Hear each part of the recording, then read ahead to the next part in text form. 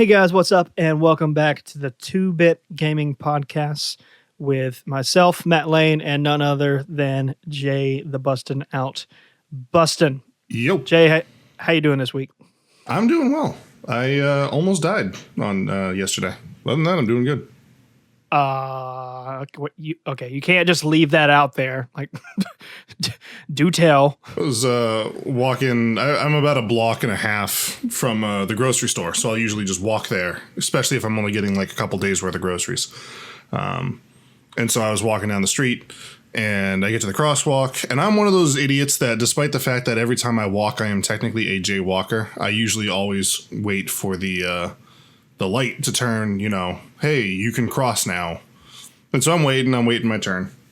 And I get the little walkie signal, so I start walking across the street, and some woman who was on her phone went through the intersection, almost hit another car, had to swerve out of the way of that car right into me, and if I didn't jump out of the way, I would have gotten splatted on the windshield of a Honda Odyssey. So kudos to her.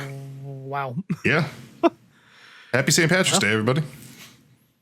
Well, glad you made it. Yeah, right? I mean, it was definitely a come home and kiss my wife day. I'm very upset you did not call me like immediately. I was like, who else am I going to do podcasts with if Jay just can't make it anymore? Well, I mean, I didn't get hit. I wasn't in a hospital like, Matt, you got to find someone to tag in. Because obviously that's my only concern. Right. Speaking of which, no podcast next week. That's actually legit. Yeah, I guess we can go ahead and throw that out right now. So we're going to be, between Jay and my schedule, we're going to be a little bit busy next week. So we're going to go ahead and take a week off. It'll give us a chance, A, just to have a relaxing week where we don't have to worry about it. And B, we're kind of in a dry season, so it helps with a few things to catch up. And actually, now that I think about it, I got my weeks messed up. I am around next Monday. It's the following Monday I'm not around. Oy. I'm going to the Runaway Guys live show in 2 weeks. I thought that was next week. I've got so much going on between Easter, PAX, Monadnock, this show. I got way too much going on, and all my days are running together. And here I am trying to not throw you under the bus. I'm like, yeah, we both have stuff going on. No, that's on me.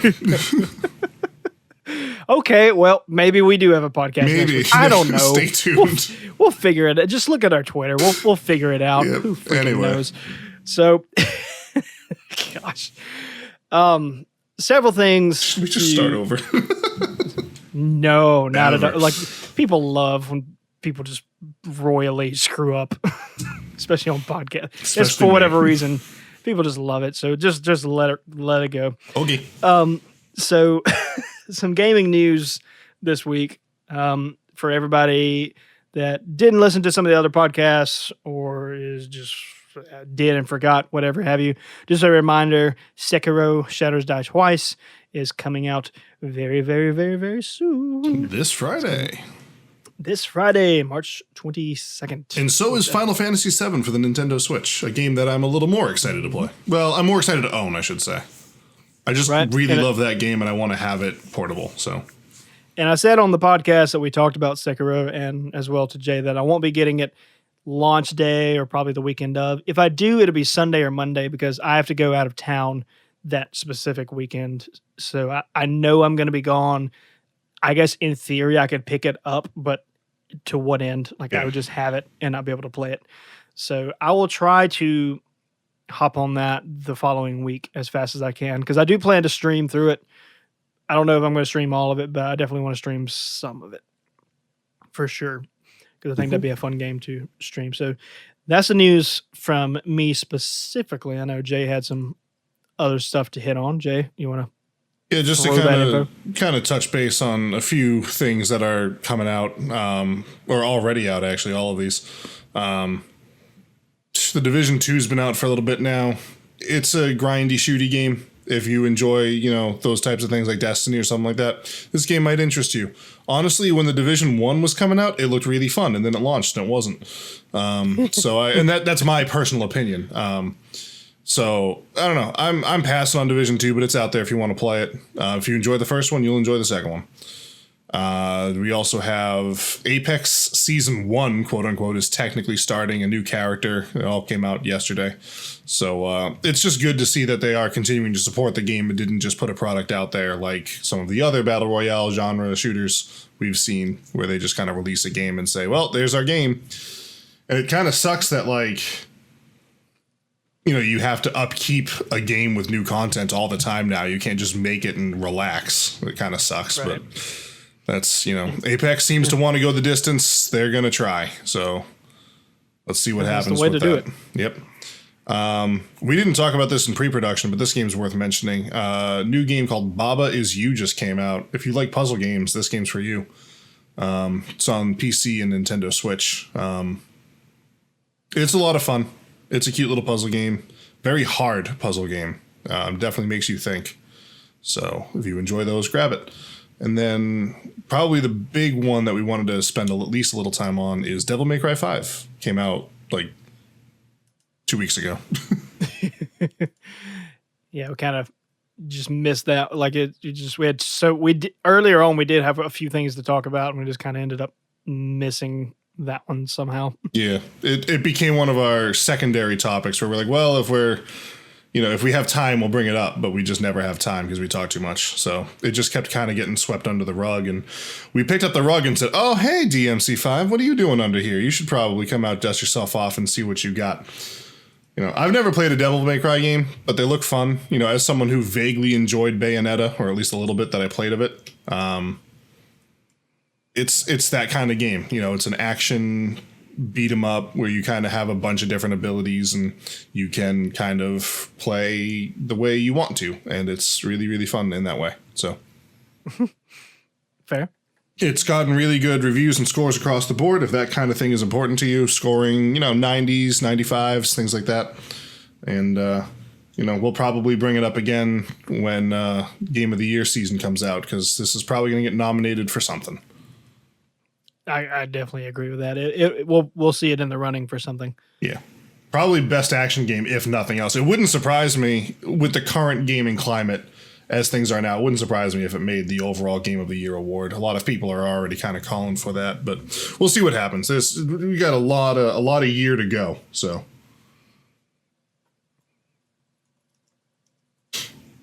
that's all I got. Okay. I didn't know where that segment ended, so I'm just sitting there like, maybe he's got something else. I don't know.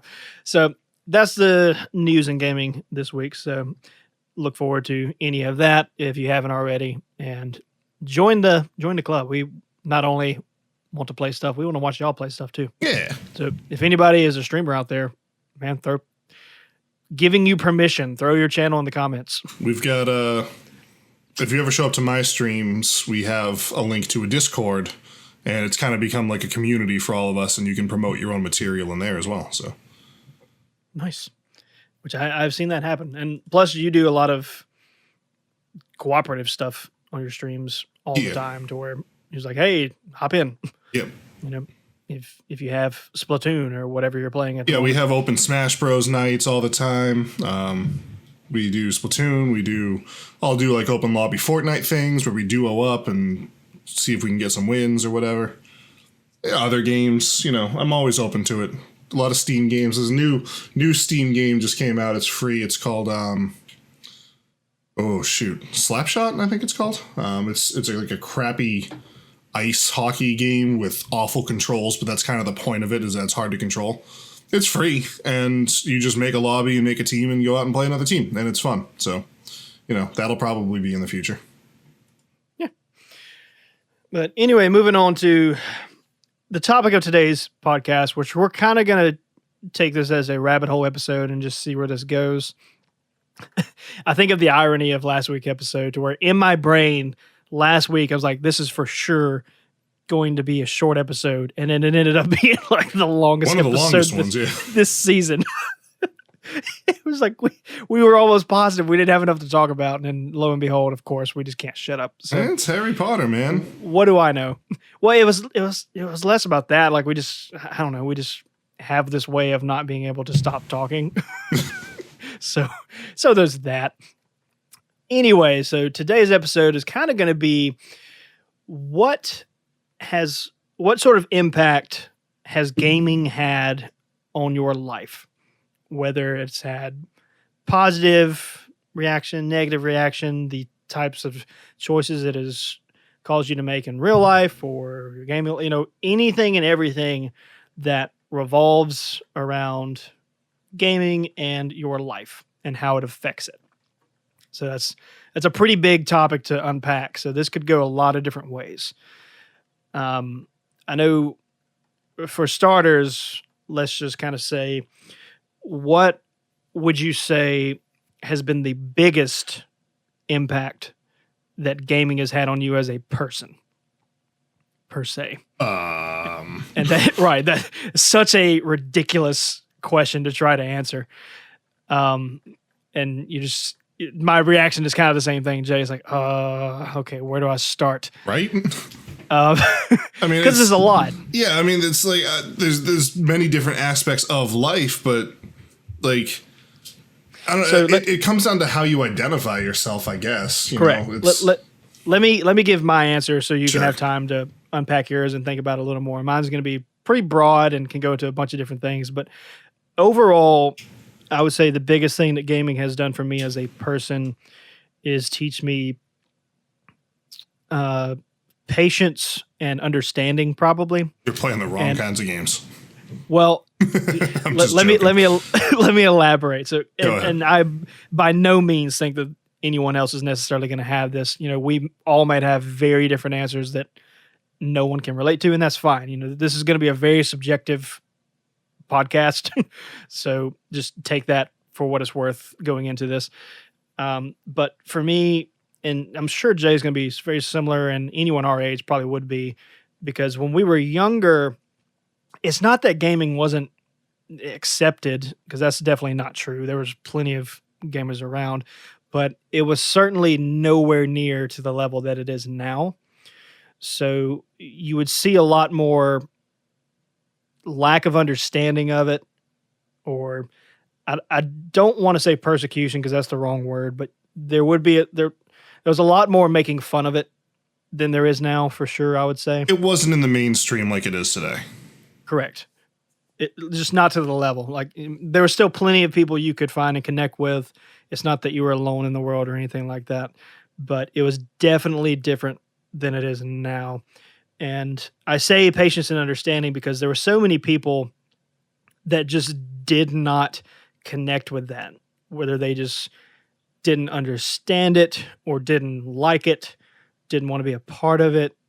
And they themselves would react to that different ways, whether it be, just ignoring you and not wanting anything to do with you, or going as far to make fun of you for it, or be aggressive towards it and be like just opposed to it on like an angry level, kind of offended that people even do things like this. There's so many different ways that this was brought up, and seeing that at a young age and growing up with that, there was certain misinterpretations of that, and, hit or miss, and having to learn the hard way on certain things. But ultimately, overall, like I said, this is a big scope we're dealing with here. What that did for me is help see, or at least help understand that, regardless of what they're doing and how they're handling it is right or wrong, they're still a person that if they don't want to like this, that's fine. And if they're being a jerk towards you, that's a different thing. But these people that just don't understand it or don't want to be a part of it, like, that was something I had to learn to understand, that, maybe they're just not like me. They just don't like games. And that helped me not only learn this with gaming, but with other topics in life. Like me and Jay have said multiple times in different topics of, just because you don't like something doesn't make it bad, or doesn't make it any less valuable to the other person that does like it, kind of thing. So that was what gaming was for me, but it also helped me invert in an inverse idea, learn that for other topics too. Like, what are some things that these people are passionate about that I may not understand? And now I have something to relate that with, because I see them not clicking with gaming. So when I see something that they like and I don't click with, I go back to that and think of it in that kind of mentality. So that helps me not have a disconnect with the hobbies that people are doing. Or if someone does approach something with anger, I try to see where it's coming from or something like that before being a total tool about it at least, and before getting defensive, I guess you should say. So that's at least one thing that I would say is probably the biggest thing gaming has done for me. I know that's kind of a really broad mental state kind of thing, but looking back on it, and I would definitely say that's a big thing that's happened. And of course, organized sports also helped with a lot of respect and different things like that kind of it all organized together to make me who I am today. But definitely have gaming to thank for certain things like that. So does that help with yours at all? Or are you still just as lost trying to figure out where to go from here? I'm sorry, I wasn't listening. Oh, great. No, I'm joking.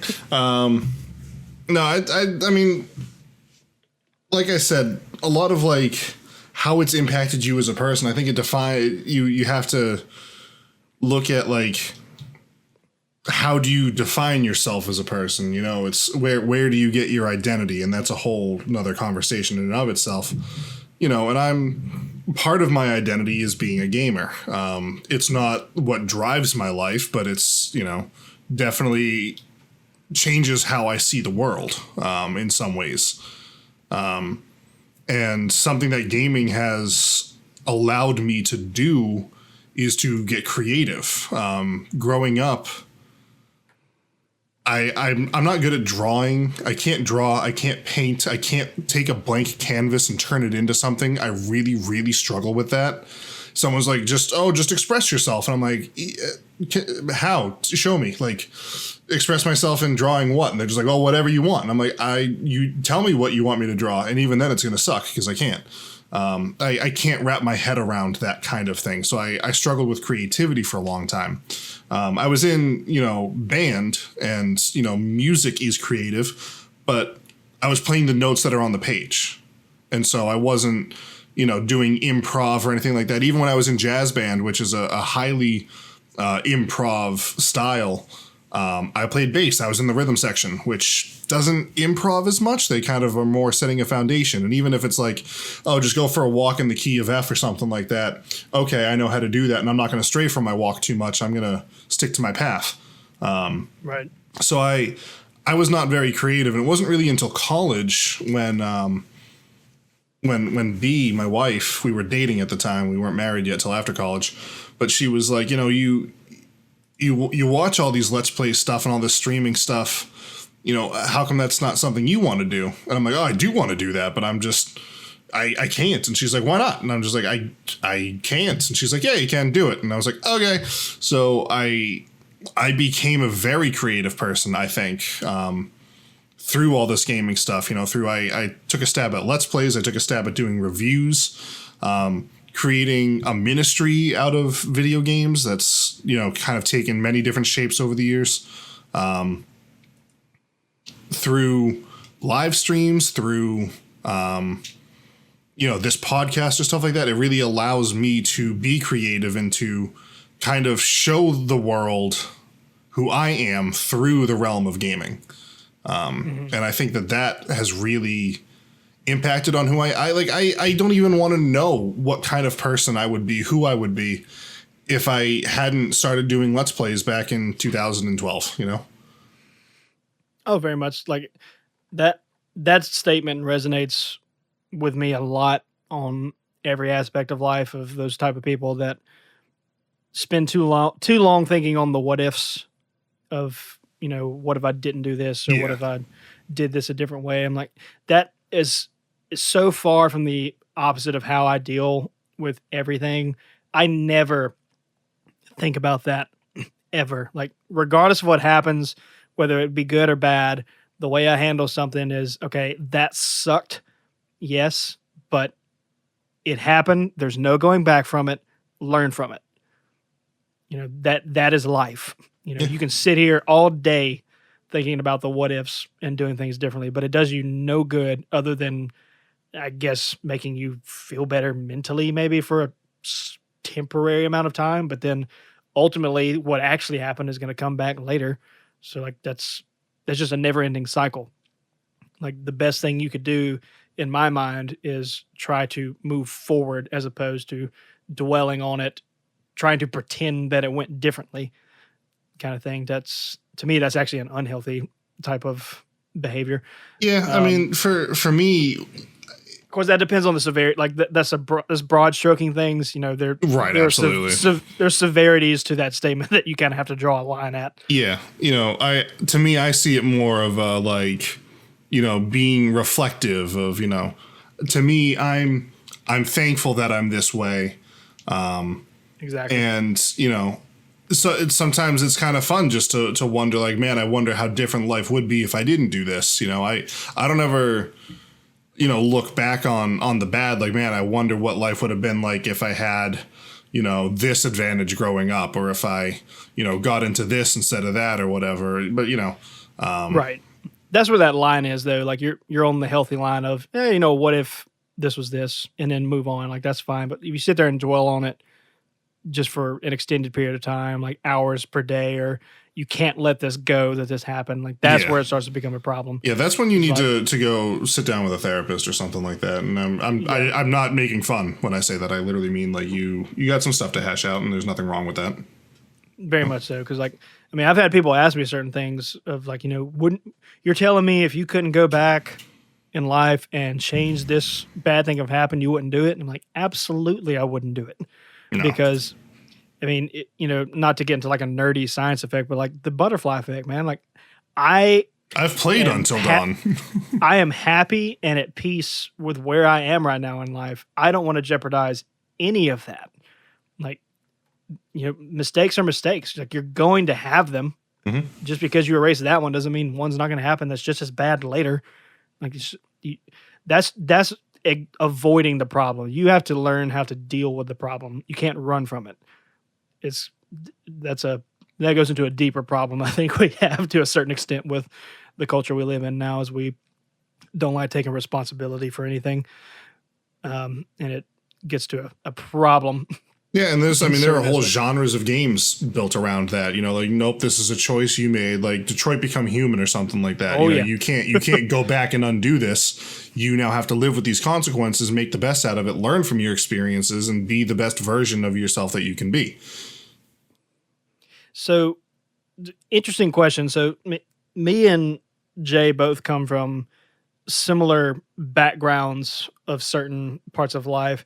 One of which, if everybody didn't know, Jay is a minister, and I'm not right now, but I was a youth minister at one point in time. I'm still very active in the. You're the only person who uses the word minister that I know. Everyone here uses like, pastor or something like that.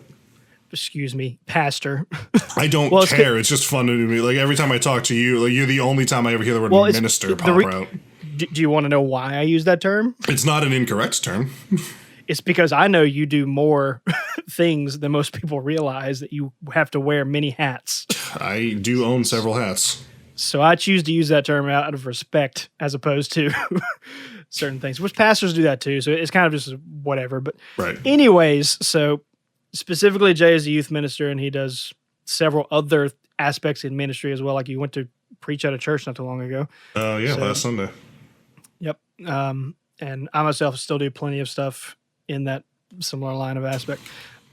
So we've had these similar backgrounds to where that also kind of in a way compounds how we have dealt with gaming in certain ways, because this is probably not a surprise to most people, but let's just say that maybe there's people out here that didn't know this, especially when we were growing up. I mean, I guess maybe it's better now. I don't really know, but because I don't really have any way to compare this per se.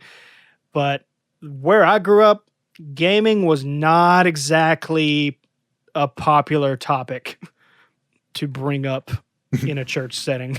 I don't know, because this is where this might differ a little bit, because we are hundreds of miles away from each other. So depending on the culture where we grew up at, this may differ, which is why I wanted to bring this up to kind of see how similar our encounters were. So for you, is that a similar thought process, or did you have zero issues with bringing up whatever the heck you wanted gaming wise? It's a generational thing with me up here. You know, it's if you're talking to someone, I don't know, probably 50 or older, and that's, again, a big broad brushstroke or whatever. Of course. You know, they're going to be like, oh, gaming, gross, shooters, violence, ban them, get rid of them. They're a waste of your time. They're whatever. And is what it is or whatever. But anyone younger than that, I mean, you know, growing up, my youth pastor was huge into Halo and Zelda and stuff like that. And we could get together and talk about video games and stuff like that. So, you know, it's different strokes for different folks. It is what it is. So, it was the same in that vein. Anyone our age, or even some of the youth pastors, like, they didn't really have any issue with it. But I guess the thing I was thinking of, like, if you were in the sanctuary, like around church service getting ready to start, you would be hesitant to talk too loudly about certain game topics. And I'm not even talking about ones that are necessarily bad or inappropriate. Like, just in general, you would be hesitant to talk about it at a certain volume in case one of those people that Jay just mentioned were within earshot. And you're like, oh, crap, I don't want to have this person come over here and just start ranting about how the violence is ruining. Yeah, you're not wrong. I would definitely approach that a little tactfully. Right. It made you sit there and think.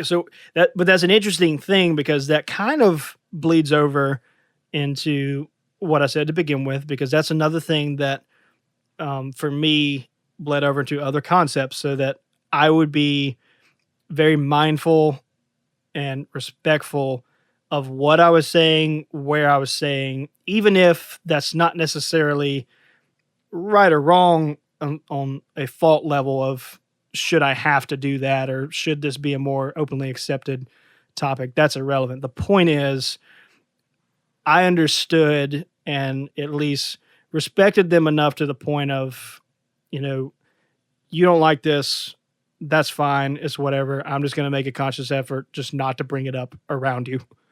You know, I'm not going to change necessarily what I do because I don't view it wrong. Right. But I'll at least meet you in the middle and try not to bring it up around you. You know, to me, that was a respectful meet in the middle at the time, because at that age, you will not be able to debate that with that person. Right. Period. You could say the best points you want in the world. When you have that big of an age gap, they don't take what you're saying seriously. They just don't. Yeah, and again, these are broad strokes we're making, but definitely our experiences. You know, and it's to put it in another way. I wear hats a lot, all the time. You know, I have several, and I know Matt. He's being literal now, I'm not being metaphorical. Literal. I wear baseball caps. You know, snapbacks, flat. I don't care. Like, you know, just as long as it's a baseball style cap, I'll wear it. And I don't, but metaphorically, I wear a lot of them. You know, I've got Patriots hats, Red Sox, Boston Uprising. I've got video game hats. I've got, you know, all sorts of stuff. I just like to wear hats. I like the way I look in a hat. I think hats are comfortable. I hate my hair. I wear hats. I'm sorry, I had to vomit into a Sprite bottle as you mentioned the Patriots. That's fine. They won the Super Bowl. I don't know if you knew that. So who did? Patriots. Who? The New England Patriots. You know, Tom Brady, greatest quarterback of all time. Sounds like a dweeb. A little bit. So anyway, but for some reason, the church culture has evolved into one where you don't wear hats, because when you wear a hat in the presence of someone, you know, like when it just became like an American culture, or I guess a Western culture, you know, you would take your hat off when you walked into a house. You wouldn't approach someone with a hat on or anything like that. You would take it off and bow or whatever. Shake their hand is what it is. But so when I walk into church, I usually take my hat off, just because I know it's going to bother someone else, and it's not really a huge stretch for me to take my hat off. I don't see anything wrong with what I'm doing, but I'm going to take it off just so that someone else can have a better time, because it's not a huge deal for me to do that. Because I know that, as stupid as it is, if I don't take my hat off, there will be people that spend the entire worship service, when you're supposed to be, I don't know, worshiping, thinking to themselves, I can't believe he's wearing that hat. I can't believe he has a hat on. And I'm going to ruin their whole morning because I didn't take my hat off. So Right, and what you're saying is almost irrelevant of what is on the hat. It's just Right. the fact that it is a hat. Yeah, and so it's the fact that I can shelf this, I can put that part of myself away, because it's just being respectful to those around me. It's kind of the same thing about gaming. It's like, yeah, I would love to stand around with my students and talk about, Fortnite and how many headshots we're getting or whatever, but I know that there are some people in the church that are going to hear that and hear violence and all this stuff. And I'm like, hey, so I literally created a time and place where we get together and play and talk about video games inside the church, but just as a group of gamers, Right.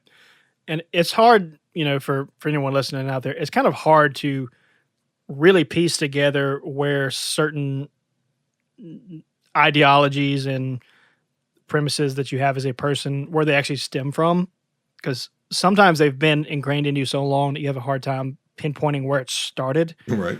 So something like that is me. Like, I don't necessarily know for a fact that gaming was the first time that initiated that type of mindset, but that's as early as I can remember with Jay telling a story like that. Like, I would have had the exact same mentality he did. I don't really wear hats, but before that, I would have dealt with gaming in that same mindset before I did hats. So the way I'm relaying that now is that ultimately the experience of dealing with that in gaming may have led to Jay also having that same sort of respect level with the hat thing.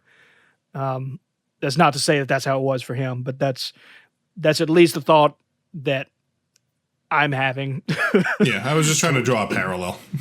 Right.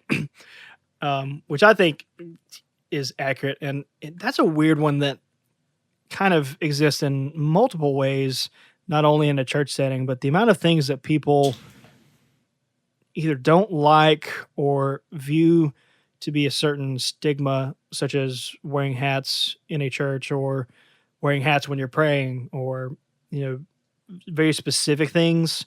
And you can go as however many directions you want with that, that when you ask them about it, they can't tell you why. And it's weird because the biblical precedence is that you cover your head.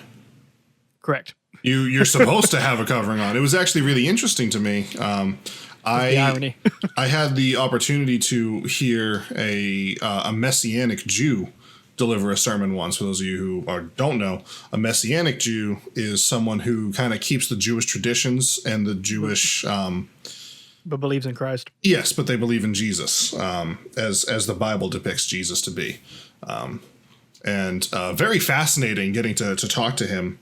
And he delivered, I was at a state, I was at this camp, it was a leadership seminar, and he was leading it. And they asked him if he would do the Sunday message while we were up there. And so I walked in, I sat down, I took my hat off, and he turned to me and he was like, you actually should keep your head covered. If you're worried about offending someone, it's much more offensive to take your hat off. He didn't care. He was just joking with me.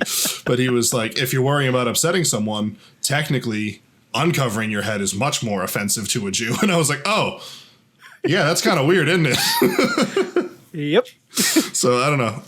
The guy's name was Doc. He was the coolest guy in the world. I'd like to hang out with him again sometime. That's neither here nor there. Video games, Matt, what are we doing? But I mean, it's so true. Like, because I was going to tie that back into certain ways with video games. Like, there's so many things in our culture that people point out, and they don't have a clue what they actually mean or what they stem from or what the point behind it is. Yeah. Because like when I was growing up, there were so many people that would try to make the case for video games being bad in a certain way, and I know that still exists now, but this was, if we're going back to when we were kids, that it's not that the internet didn't exist, but you couldn't exactly just Google whatever you wanted to. Right.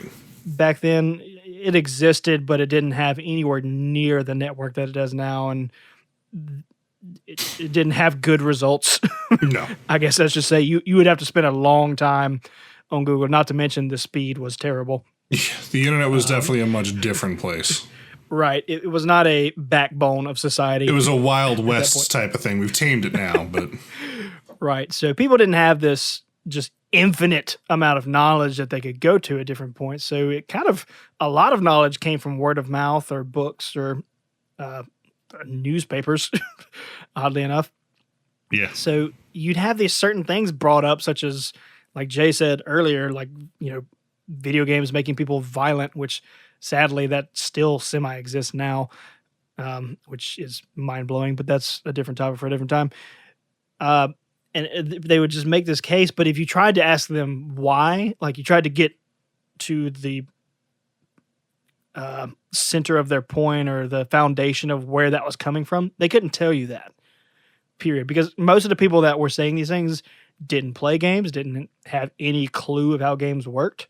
They just associated certain, I guess, behaviors with people who these people happen to play violent video games. So those two things together, well, that's the reason he's violent. Yeah. No, that's not, no, not how that works. And that was just weird to me, and it always has been. Like, it's not something that just happened as an adult. That was weird to me back then. Yeah. It's just people trying to reach for an explanation. It's, millennials are the way they are because of, iPhones or PewDiePie or whatever. But like, it's that the whole culture has shifted. We just didn't see it happen because it just happens, at such a weird pace, Right. And I think people have this desire to compartmentalize and quantify everything in a simplistic fashion. So like, we don't want things to be complicated, because if they're complicated, then it's hard to fix. We want it to be one problem, that there's only one task at hand, and if you fix that task, then you fix the problem, which is pretty much not the case with anything. People are much more complicated than that, and it's right. It's why when you get back to the question we asked, like, what does gaming, how has it affected your life or whatever? And I was like, it depends. Like, there's, right. And like, to go back to Final Fantasy VII coming out this Friday or whatever, the reason that game is so important to me is because I was going through hell when I was playing through that game, and that was something I could immerse myself in, and something that I could, distract myself from these unfortunate circumstances I was in. I was in and out of the hospital. I was failing school as a result of it, which put other pressures on me and all this crap.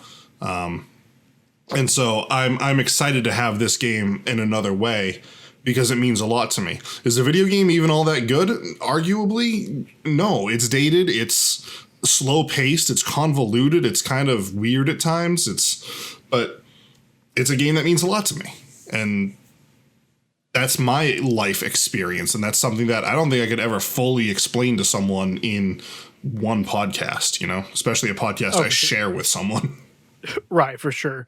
But that goes back to something that you've said a long time ago. I couldn't even tell you when you said it, and I've heard you say it many times, well before podcasts, that when talking to different people in different aspects of life, it doesn't even have to necessarily be gaming, but when someone clearly has something that means something to them, like Jay talking about Final Fantasy, like, even though he literally acknowledged that the game itself is, okay now, it's dated a little bit, but it had a big impact on his life, and it has value. It has purpose, and it means something to him. There is, in my book, like, if you don't understand that, then that's where the conversation ends. Yeah. There's so many people that are like, I just don't understand how this, and this, and they'll just go on for like just on and on and on about how it shouldn't be. It's like, well, truth be told, and Jay has said this exact sentence, like, the second you said you don't understand is probably where that sentence should have ended. Yeah, I agree. Because you just admitted you can't relate to what's happening. And again, we're doing broad strokes here. There are plenty of situations where that doesn't apply, but just work with us here for a minute. um, in that sort of mentality, if someone was just didn't like that game and I don't understand how anybody could just love Final Fantasy 11. Like, okay, that's fine. That should be where that stops. By this point, if Jay has said exactly what he just said to me, it is impossible to miss that game meant something to him, unless you just weren't paying attention. Just because bad on you. You don't see something's value doesn't mean that it doesn't have worth.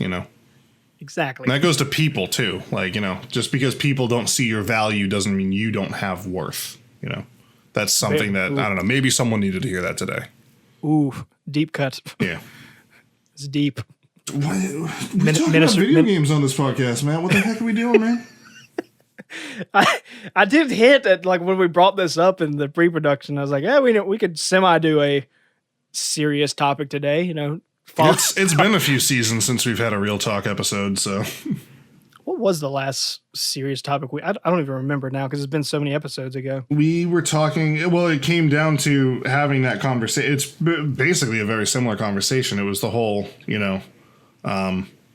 just because, you don't understand something. We were talking about violence in video games and the whole, argument and banning it or whatever. And so we were talking about the whole, just because you don't get it doesn't mean, it doesn't have value or something. You should just stop with, I don't understand. But very much so. Yeah, so it's kind of similar, but. Right. And we may have even talked about this then, but I can't remember. So forgive me if I repeat it again. But this goes both ways. So don't think, just as a gamer, that we can only be the victim in this situation. We can just as easily be on the wrong side of that fence doing the same thing to someone else. Absolutely. It can easily, and this isn't even necessarily something, this, you kind of have to be really careful about this because you can sometimes do this without knowing this. Because I can think of times where I've been on that fence and like I wasn't intentionally trying to be mean about something. I was just trying to get a discussion going and kind of just get a person's, just get them to talk about it a little bit. And it just didn't click at the time that this was sort of upsetting this person. And that was something I had to learn and, now I know and hopefully won't do it again. So that, I say all that to say, it's not just, jerk type of people that do this. Like, it could very easily happen in natural conversation.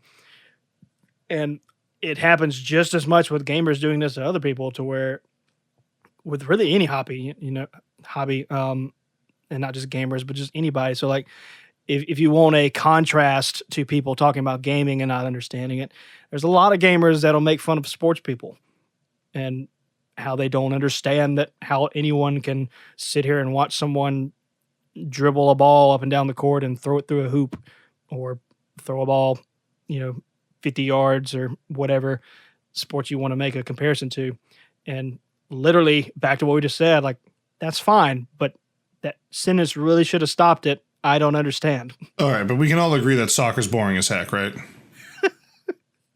And then Jay just contradicts everything with what to try to say. I personally don't like watching soccer. If you want to watch it, have at it. Because so me and Jay have one that I can agree to disagree on. I personally don't like watching hockey. I get nothing out of it. It bores me. Personally, I have tried to watch it many times. I don't get anything out of it. Yeah. Would not for a second ever legitimately diss Jay for hockey. We've been friends long enough to where there's some banter there, so we're going to give each other a hard time. But that's a different thing. And if I genuinely know that Jay's having a bad day, I'm not going to try to make fun of something. if I know. Sometimes it's hard via text to understand these things. But if we're just playing around, I'll mess with them. But just because it's fun to give each other a hard time. But sure, that's one of those things that I know he likes, and that's fine. Clearly he enjoys that in some fashion that I can't understand, and that's okay. That's why for me that sentence stops at I don't understand. I don't have to. It doesn't matter. He watches it. He gets enjoyment out of it. It means something to him. That's all that matters. End of discussion. I mean, basically. I don't build my identity around hockey, so True. It's if Matt's going to come at me for hockey or whatever, that I don't think there's ever a day of the week where that's really going to get under my skin or whatever. I enjoy hockey. If you don't like it and you want to give me a hard time about it, that's fine, whatever. But, it's because I don't like my worth is not from hockey. I identify myself in other ways that, if you want to come at me for that and try to tear me down for those things, that's what's going to get under my skin. And that's where I'm going to get defensive and, it might bother me or whatever. And I might, start to push back and whatever. But hockey is not one of those things, Right. Gaming is one of those things, it's when, and I know I brought this up on the podcast in the past season, but again, we have a different audience now than we used to. It was, I was playing Ultimate Frisbee with some friends last summer, and I was wearing a Pokemon t-shirt. And so, one of the guys I was playing with, it was 2 summers ago because the Nintendo Switch was still new. And he was like, "Oh, do you have a Switch?" And I was like, "Yeah, I do." And I was telling him about it, and he was like, "Yeah, I think I might get one." And someone else who, was on the sideline was like, "Gaming is such a waste of time." And they were talking poorly about me, unaware that my wife was sitting right next to them. Right. And so they were like, "Gaming's stupid. It's such a waste of money. It's such a waste of time." And I'm like, "Yeah, but I know for a fact that you spend like 6 hours a day on Netflix." Mm-hmm. And that's not any less. I mean, I don't spend 6 hours a day gaming. I spend like maybe 8 a week at this point in my life, Right. But that's neither here nor there. The whole point and purpose to it is like that comment did bother me because gaming is a part of who I am. It's a part of what I do. It's not my biggest identity thing, but it's definitely one of them. For sure. That's a huge deal in any aspect of life, to just take a second and think about what you're saying before you say it, if at all possible. I guess sometimes it's just, the situation is different, but like in something like that, that's just an example of someone, to me, just being obtuse and just not comprehending the importance of what he was saying or the ramifications thereof of what he was saying, that, this could really be insulting. And this happens in everyday life through many things. So like there's 2 ways to handle this. One, don't be that person is the main point. Like, don't ever try to be that person. Like if you don't understand something that someone likes, that's fine, but don't go out of your way to talk about it being stupid or worthless or like that. Ask yourself what good comes out of doing that. Like, what are you going to gain? What did that guy achieve by pointing out that he thought this was a waste of money and all this stuff, other than him just saying it out loud?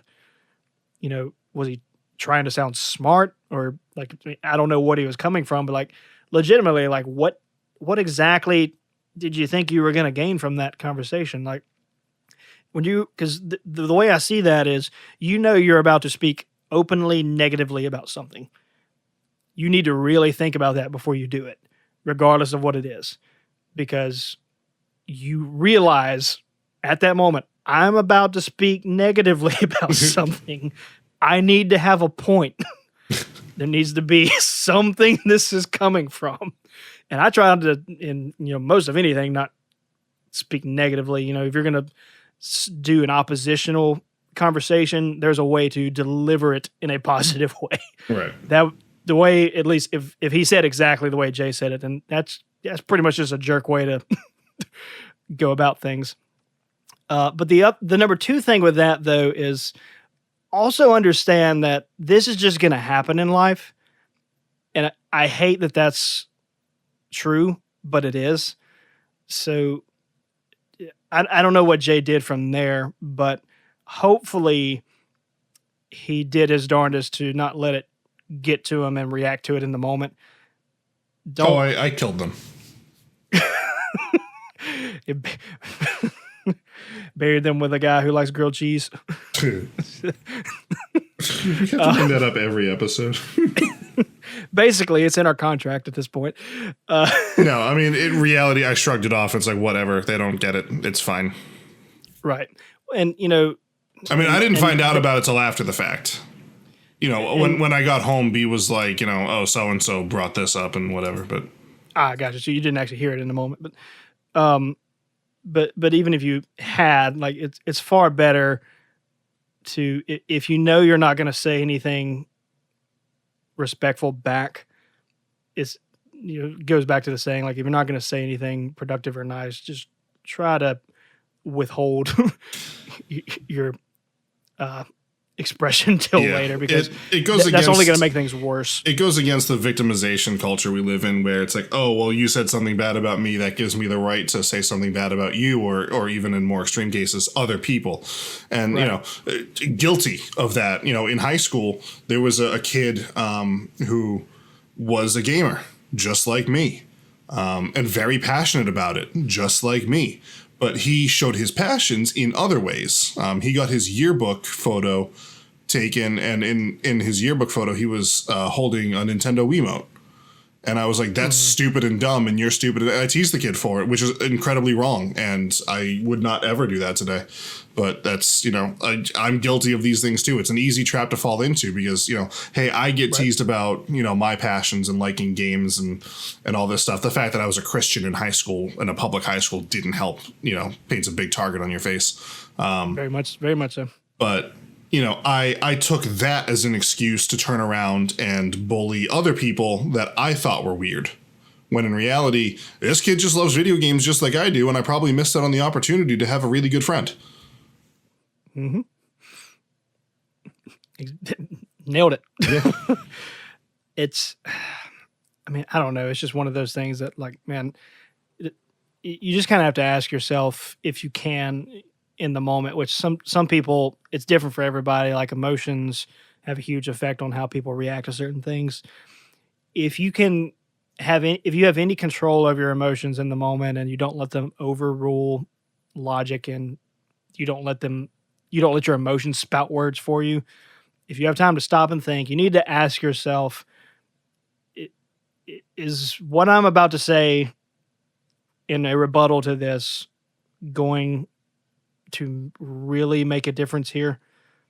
Is this really is this even going to change this person's outlook on this? Or am I just about to attack this person because I feel attacked? Right. You know, and that, I can promise you, that doesn't solve anything other than you feeling vindicated because you let frustration out.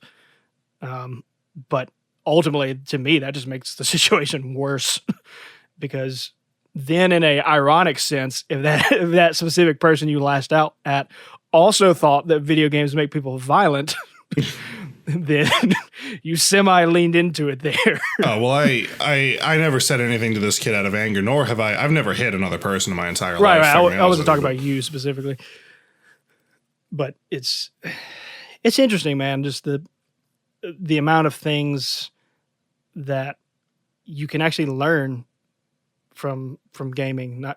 It's the same thing with anything in life. Like, if there's so many things that you don't really think about until later.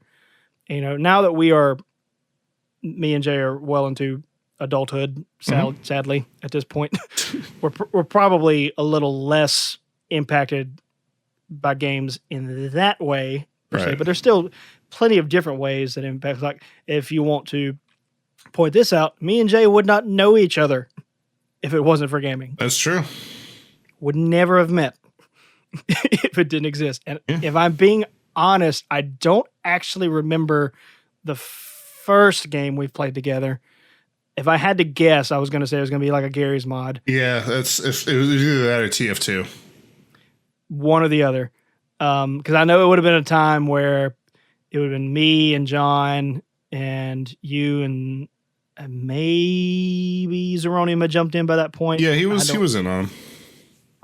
I have a hard time remembering that far back because it's all a blur. Right. At this point, because we did it so much that I don't remember when it started. I just remember it happening. Yeah. And then it just exploding from there. And then now we're here Yep. having a podcast every week. And the sad thing is I still have yet to been able to meet Jay in person, but mark my words, that's going to happen sooner than later. Where me and B are actually going to start pricing a vacation southwardly. I don't want to say exactly where, but it's not really close to you, but it's closer to you than Boston. So, Okay. you know, Text me some more information about that and we can try to flesh that out. So let's go ahead and wrap things up here.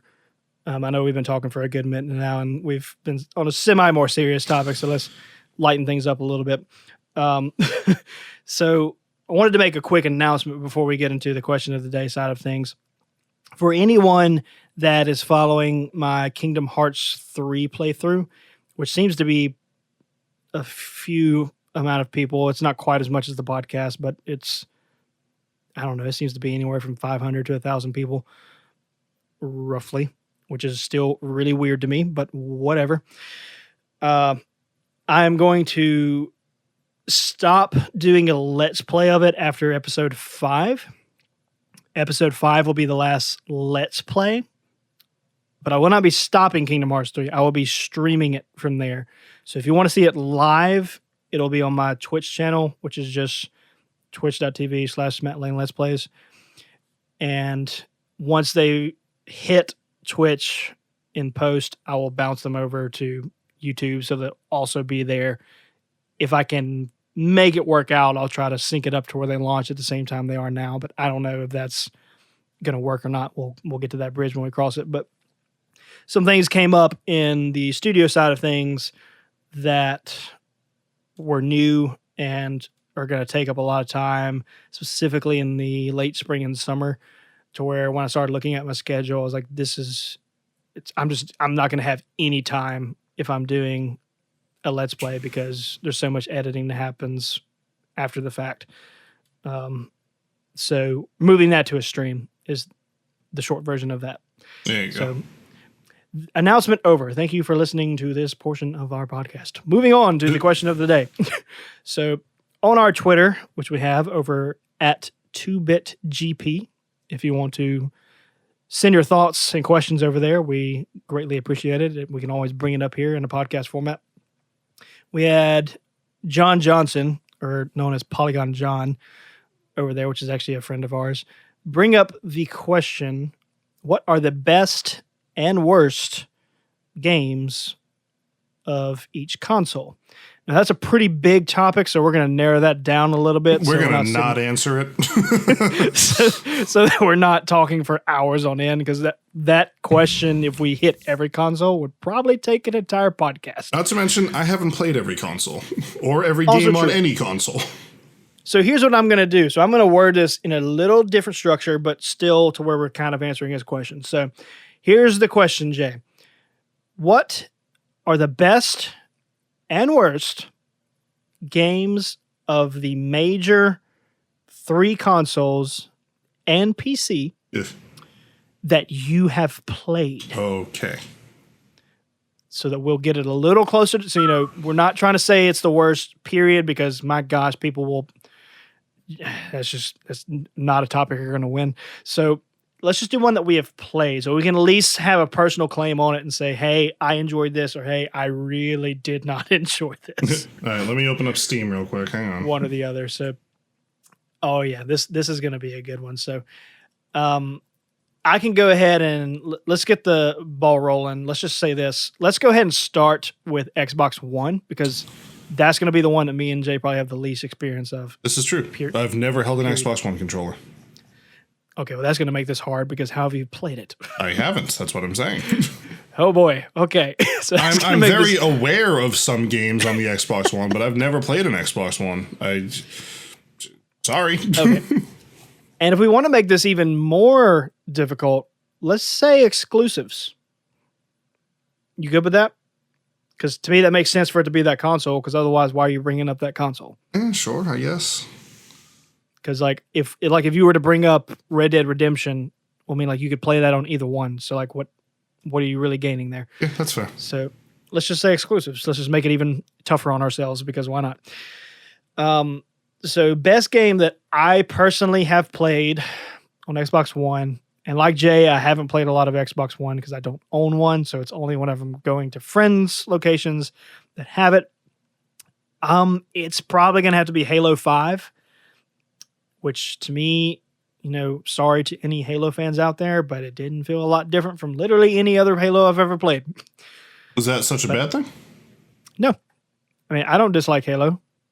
I mean, I'm not jumping over with joy at the thought of it, but I don't dislike it. I think it's a good game. So that is, of the ones I've played, that's what I would have to say the best is. And the worst that I played, which is really, it gets tricky because Xbox One didn't have a lot of really big exclusives. They had like a bunch of random ones. The Rise Son of Rome. Yeah, that was a launch title, I believe. Oh my gosh, that was so bad. That was, I mean, all's Rise Son of Rome, the whole point of Rise Son of Rome was let's show off everything that this console can do. And so it was just a tech demo. The game itself had nothing to it. Exactly. It was terrible. Oh gosh, it was so bad. Yeah, it was awful. So that's my answer. So Jay, for Xbox One, where do you land on? I've never played an Xbox One. I don't know that I can answer this question. You can say it with a grain of salt, like. I mean, I'd probably agree with you that Rise Son of Rome is honestly a horrible video game. As far as an exclusive that I really think is great, I would go with Rare Replay. It's 30 rare games or something like that for $30. It's literally $1 a piece. And some of them are, kind of quick, quirky arcade games, but some of them are like Banjo-Kazooie, Banjo-Tooie, Nuts and Bolts, Jet Force Gemini, Conker's Bad Fur Day, like full titles that, like, the cartridge alone is worth, like, I don't remember how much I paid for Banjo-Kazooie. It was like $20-something or something like that. So you're already getting your money's worth out of 2 games there, I really, really want to see them bring that to PC. And if not, there's been talks of Xbox and Nintendo kind of getting buddy-buddy these days. And I would love to see Rare Replay for the Nintendo Switch. I can get behind that. Yeah. Okay. So there's that. I guess, and again, this is coming from someone who's I've literally never touched an Xbox One controller except to move it out of my way to set up the Nintendo Switch at my friend's house. All right, so let's move on to the next one. So Nintendo Switch. Okay. Which is a very new console, so we have arguably less of a library from the other ones to pull from. So this should be, in theory, a little easier. 2 years old. Right, but that's less than the others we have to choose from. You're not wrong. So this is going to be a cop out, and I know Jay's answer is going to, because I can almost promise you already know what Jay's answer is, but. As far as the best one, I'm going to have to go with Smash Ultimate. Because it's like the only one you've played. No, that's not true. I have multiple now. Oh, okay. But it's, I don't know. There's something to be said about playing that with a group of people and the fun times and memories that you can have from that, which is very unique compared to a lot of consoles. It's a great game. I mean, I play it all the time. Right. And the other consoles, you can have multiplayer experiences, but none of them are built for that type of multiplayer. That many people playing on a couch together. Right. I mean, I have a buddy at work who holds parties all the time for Smash Bros. And we go over his house and we get it set up and we have, 6 or 8 people playing one video game on one screen. And you can't do that on a PlayStation or an Xbox, Right. And well, that's really all needs to be said about that. So moving on to the worst one that I've played, which thank goodness I did not pay for this. 1-2 Switch. Oof. By far. Again, and it's not more of a tech demo.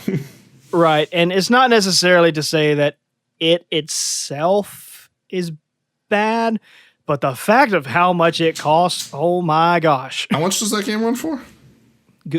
Just, I dare you, look it up. I dare you. I want to hear the disgust in your voice. I want to hear it. I hope this is worth it. Otherwise, it's just gonna be a letdown.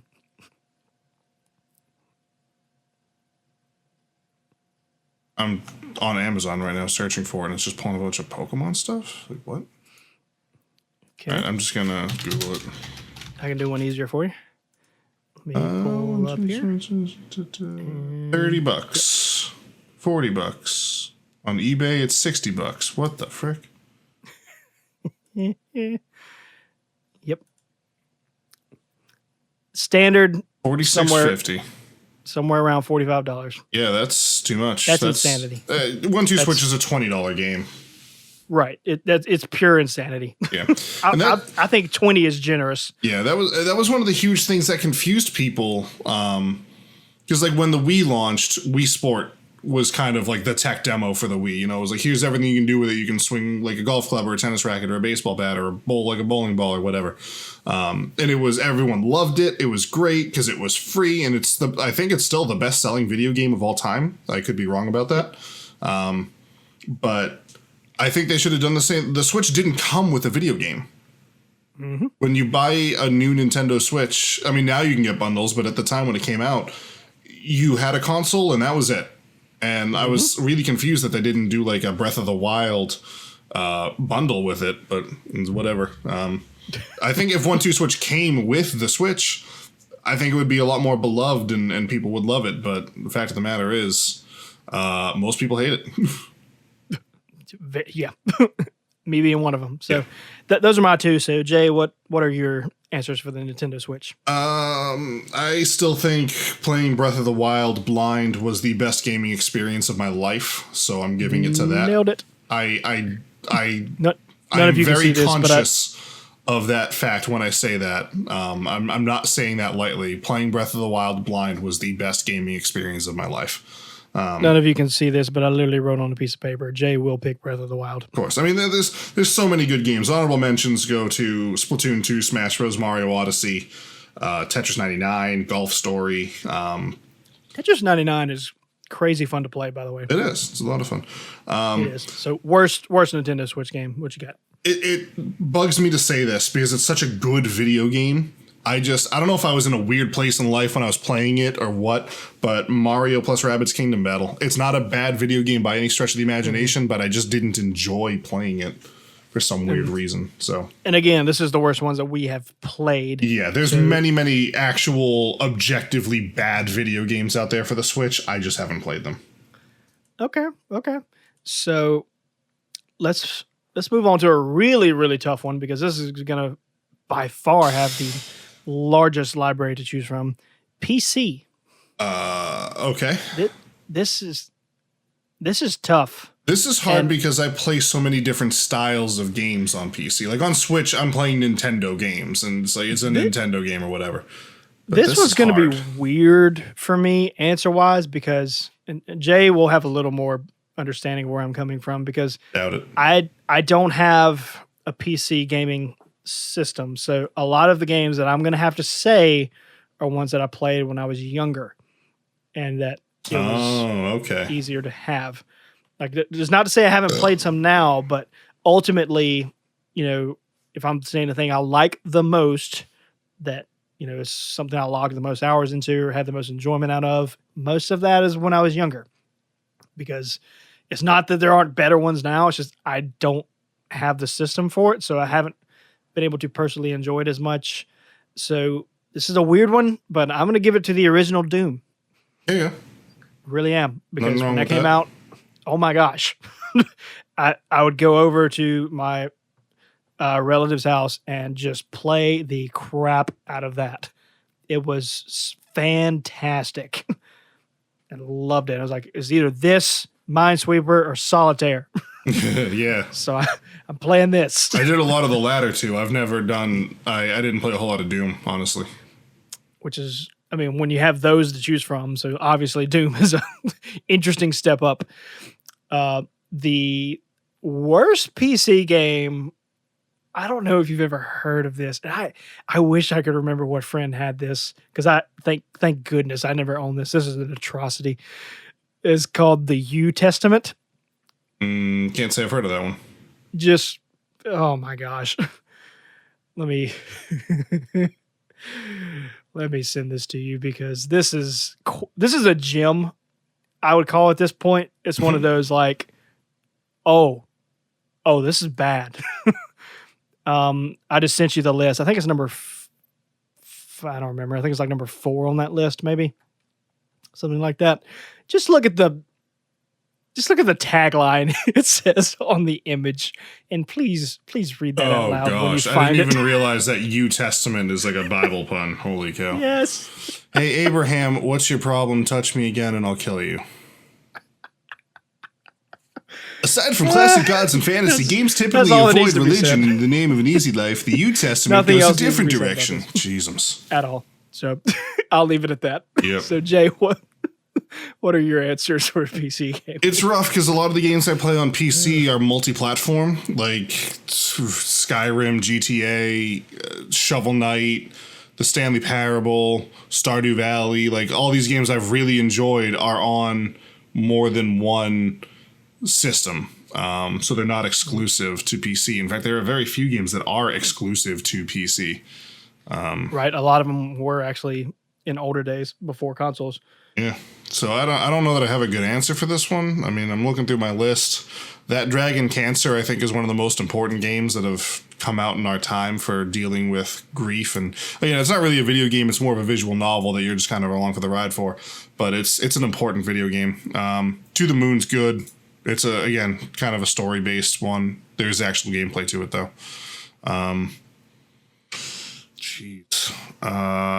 Tabletop Simulator is a good one because it's literally it simulates a tabletop and then you can play tabletop games with your friends. All these other, I guess, Mirror's Edge, is that a PC exclusive? That was a good game. I think that's on Xbox as well. Oh crap!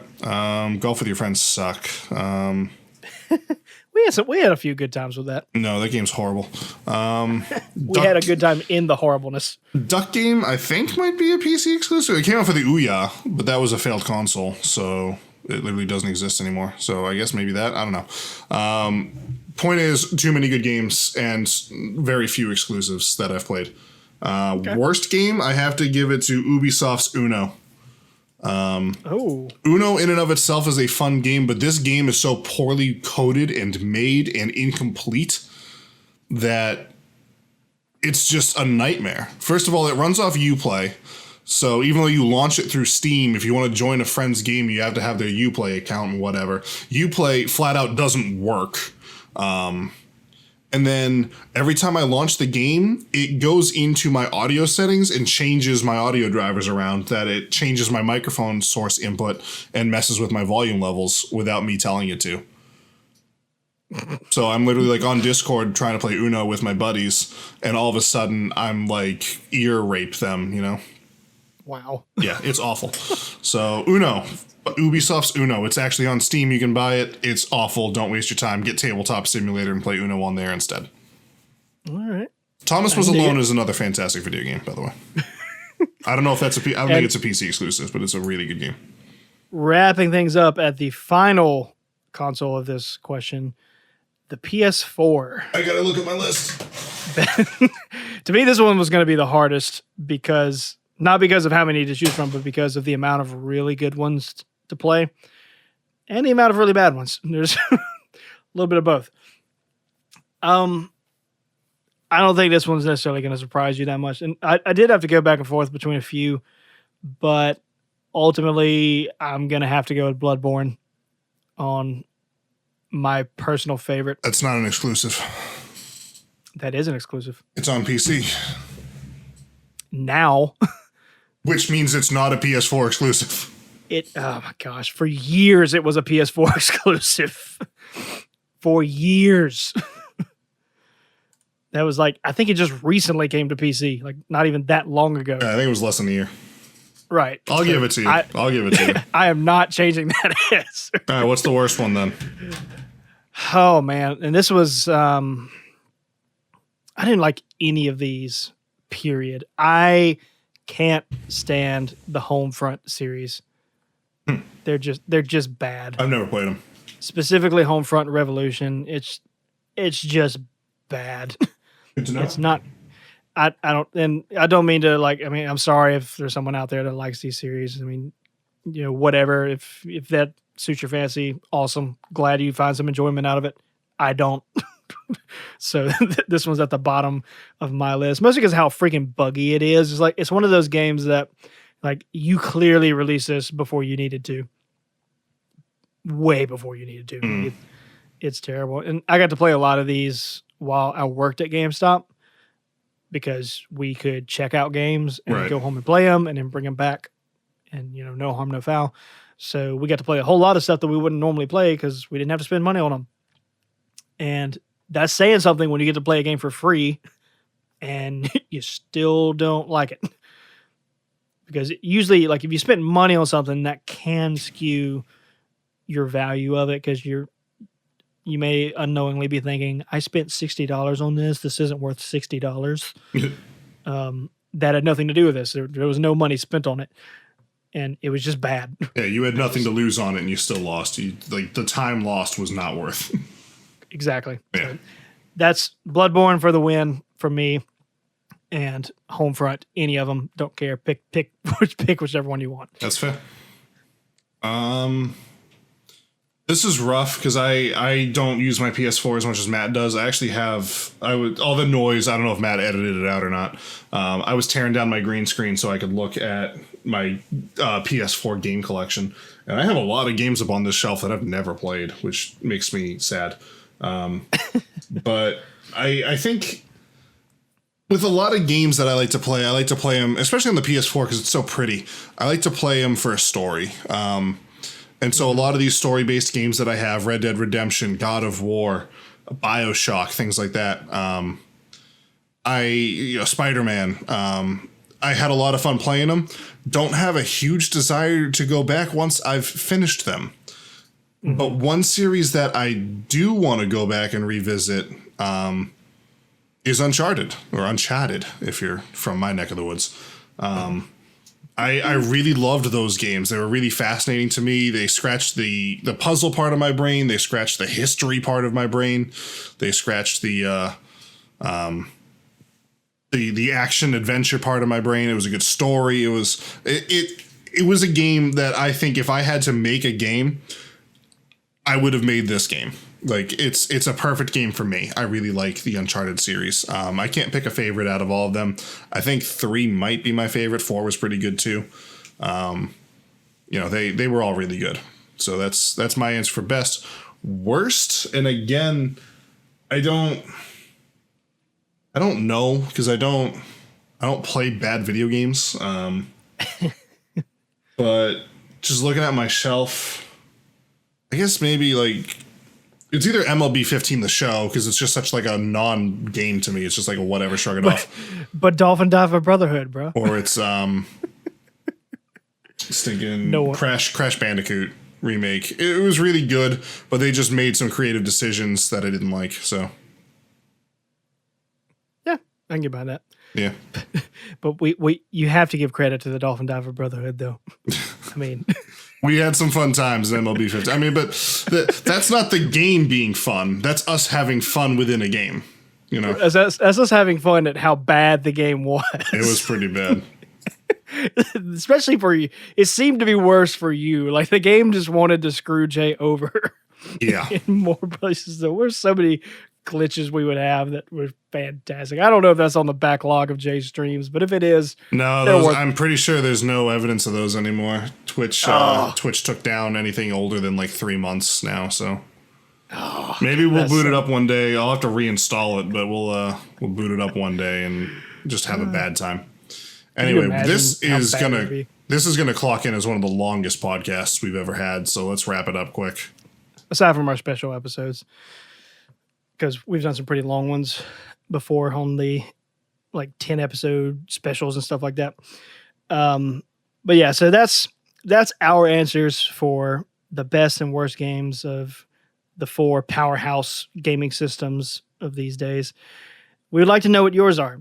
So please let us know in the comments of games that you have played, or even if it's ones that you haven't played. If you just heard that the game is incredibly bad or incredibly great, let us know.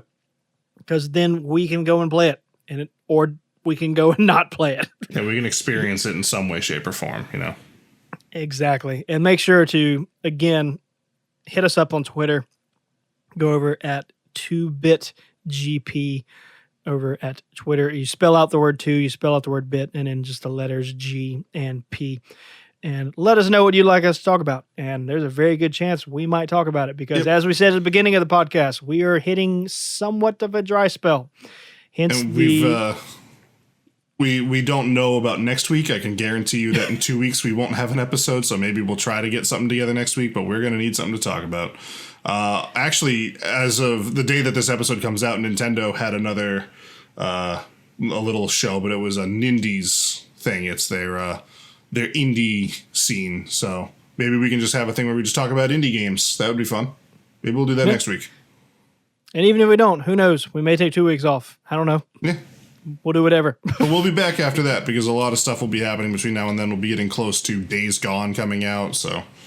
And then we'll be slowly but surely approaching E3. And then after that, time for some Game of the Year stuff to really start getting the ball rolling. Yeah.